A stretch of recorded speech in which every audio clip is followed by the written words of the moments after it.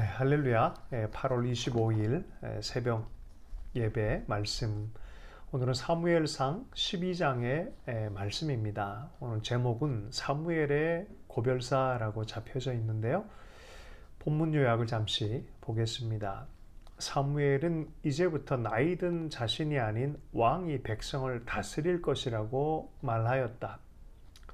끝으로 그는 왕을 요구한 것이 얼마나 악한 것이었는지 다시 한번 경고하면서 절대로 우상을 숭배하지 말고 하나님 말씀에 순종할 것을 명령한다. 사무엘상 12장 앞부분에 보면 이제 나이 든 사무엘이 고별 설교를 하는 것을 보게 되어집니다. 나는 머리가 늙어서 세어졌고 아들들도 당신들과 함께하고 나는 젊어서부터 오늘날까지 당신들이 지도하여서 왔습니다. 그리고 주께서 기름 부어 세우신 왕 앞에서 내가 지금까지 살아왔던 것을 혹시 고발할 일 있으면 고발하십시오. 내가 빼앗은 일, 소를 빼앗거나 나귀를 빼앗거나 누구를 속인 일, 억압한 일이 혹시 있습니까? 뇌물을 받은 것, 눈 감고 해준 일들 그런 게 있습니까? 난 지금까지 그렇게 살지 않았습니다. 만약에 그런 일이 있다면 나를 고발하십시오 라고 하면서 최선을 다한 삶에 대한 회고를 하면서 혹시라도 내가 그런 잘못이 있다면 당신들에게 갚겠습니다 라는 그러한 얘기로 시작을 합니다.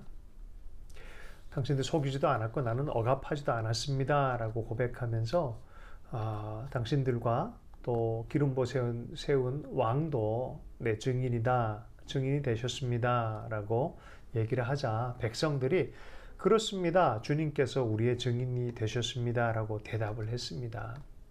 고별식에 자신의 삶에 대한 회한 또 혹은 과거를 돌아보면서 최선을 다한 자신의 삶에 대해서 또 회중들과 나누고 또 그것에 대해서 인정을 받은 이후에 사무엘이 백성에게 정말 하고 싶은 얘기를 하기 시작합니다. 6절의 말씀을 잠시 보겠습니다. 사무엘이 백성에게 말하였다. 모세와 아론을 세우시고 당신들의 조상을 이집트 땅에서 데리고 올라오신 분이 바로 주님이십니다.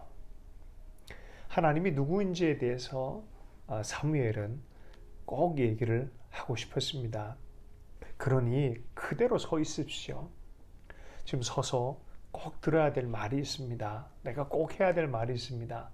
마치 출애굽 14장 14절에 너희는 가만히 서서 주가 하신 일을 보라 라고 했던 것처럼 이번에는 당신들 그대로 서서 하나님이 구원하셨던 이야기를 좀 들어보십시오 하는 이야기로 전개가 되어집니다.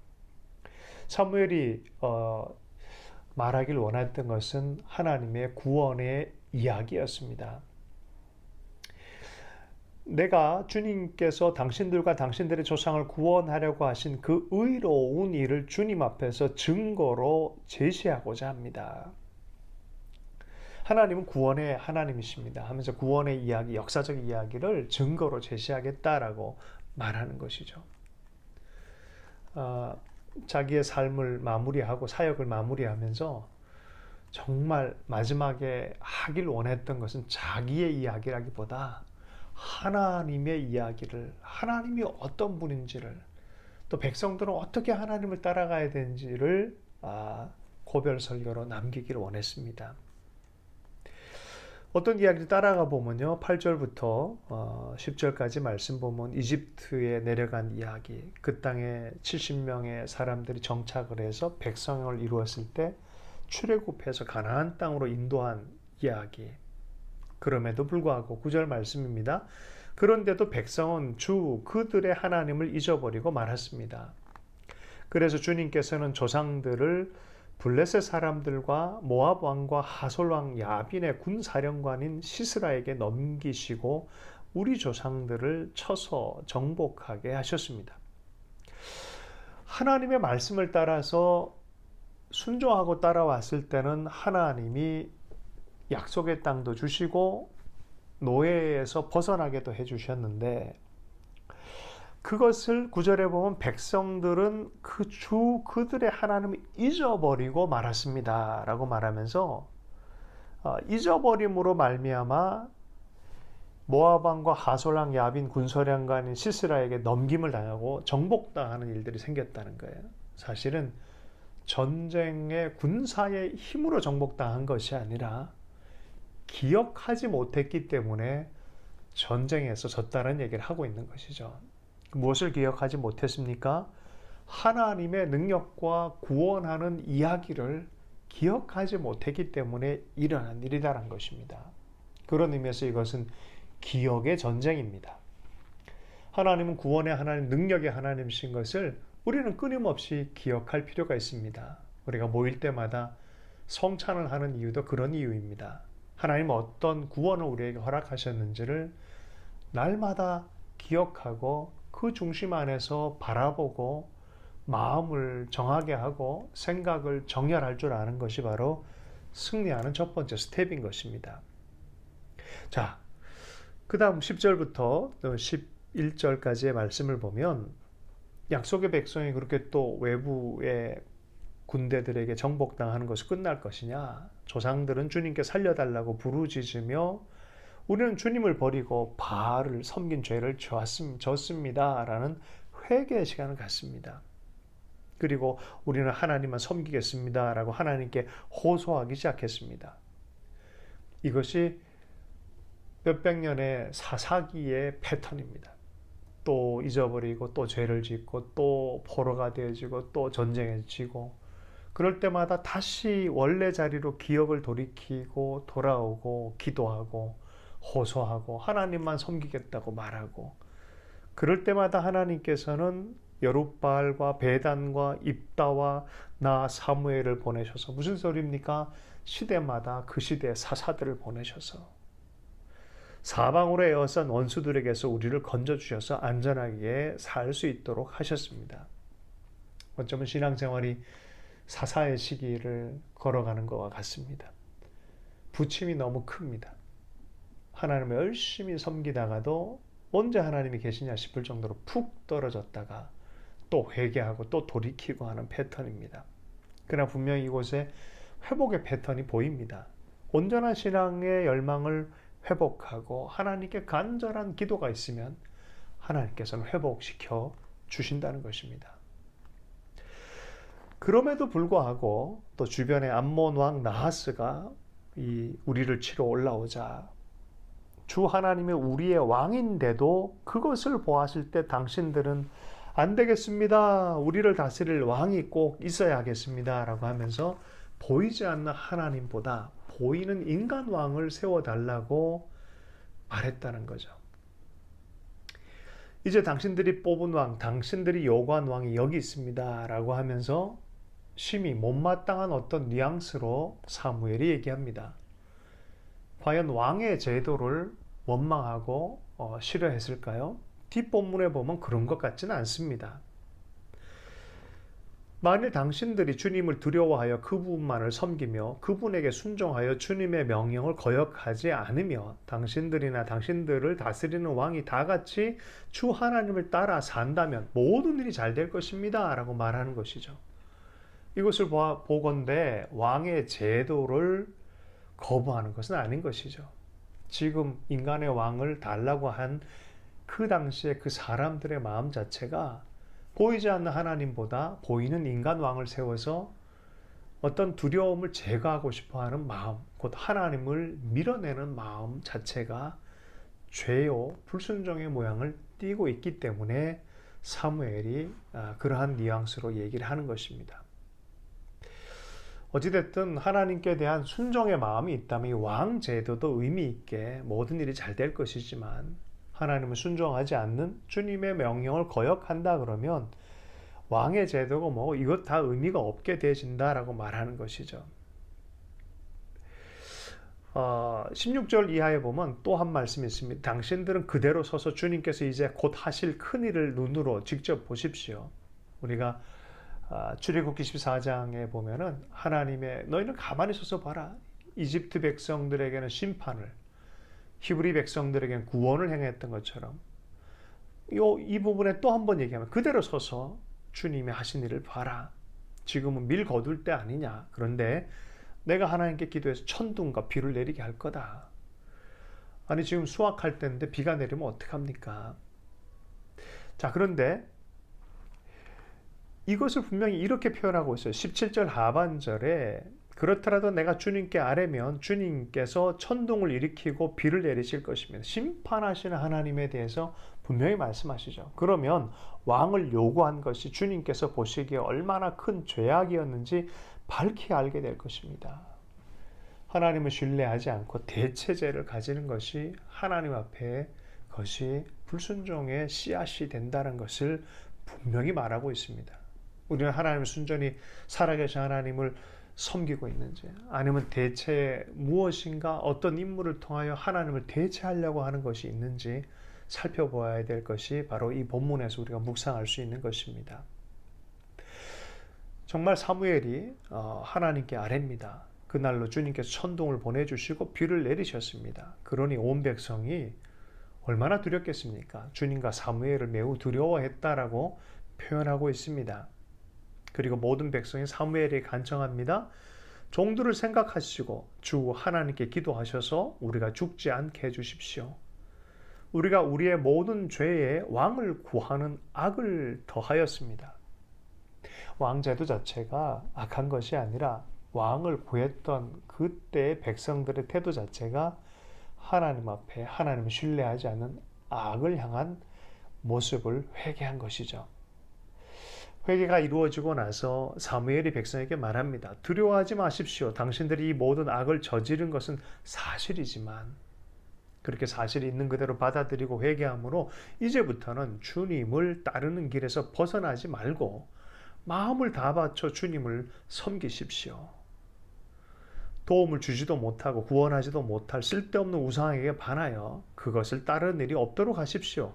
그것들은 헛된 것입니다. 인간의 왕, 하나님이 기름 부어서 세운 왕일지라도 하나님의 마음을 떠나 있으면 그것은 우상이 되어질 것이라는 것이죠. 왕을 구하는 일이 어떤 때는 이것이 우상이 될 때가 있다는 것이죠. 여러분, 하나님만을 온전히 섬길 수 있기를 원합니다. 하나님을 대체한 어떤 것을, 하나님을 따라가는 것과 하나님의 어떤 것을 따라가는 것, 하나님을 따라가는 것과 하나님의 사람을 따라가는 것, 그것이 다 비슷할 때도 있고 아무 문제가 없을 때도 있지만 분명히 갈라지는 포인트가 있습니다. 때로는 하나님과 하나님의 사람들이 갈라질 때가 있습니다. 때로는 교회와 그리스도의 길이 갈라질 때가 있습니다. 중세에는 교회가 주님의 길을 잊어버릴 때가 있었어요. 그러므로 우리가 말씀을 따라 그리스도의 십자가 안에서 주 안에서 주님의 말씀을 묵상하고 우리가 어디에 있는지, 우리가 어디로 향하고 있고 무엇을 보고 있는지를 우리가 생각 안에서 살펴볼 성찰의 시간이 꼭 필요합니다.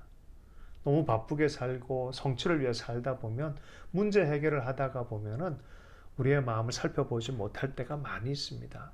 그러므로 때를 따라서 우리가 아침 저녁마다 하나님 앞에 머무는 시간, 말씀 앞에 머무는 시간이 우리가 우리의 모습들을 바르게 판단할 수 있는 그런 성찬의 시간을 주는 것입니다. 22절의 말씀을 잠시 보겠습니다. 주님께서는 당신들을 기꺼이 자기의 백성으로 삼아 도와주시기로 하셨기 때문에 주님께서는 자기의 귀한 명예를 지키기 위해서라도 자기의 백성을 버리지 않을 것입니다. 근본적 신뢰를 하라. 두려워하지 말고 근본적 신뢰를 하라라고 사무엘이 백성들에게 얘기합니다. 그 근거는 어디에 있습니까? 백성과 히브리 백성과 이스라엘 백성과 하나님은 언약 관계에 있다. 주님의 이름이 너희들에게 있지 않냐? 주님의 언약으로부터, 주님의 명예로부터, 주님의 이름으로부터 주님은 자기의 이름이 있는 그 대상을 자기의 명예를 위해서 구원하시는 분이시다 라는 얘기를 하는 것입니다. 명예를 지키기 위해서라도 자기 백성을 버리지 아니하실 것이다. 하나님은 그런 근본적으로 우리가 신뢰할 만한 분이다 라고 말해주는 것이죠. 그리고 23절에 개인적인 소명을 덧붙입니다. 나는 당신들이 잘 되도록 기도할 것입니다. 내가 기도하는 일을 그친다면 그것은 내가 하나님께 죄를 짓는 것입니다. 그런 일은 없을 것입니다. 오히려 나는 당신들이 가장 선하고 가장 바른 길로 가도록 가르치겠습니다.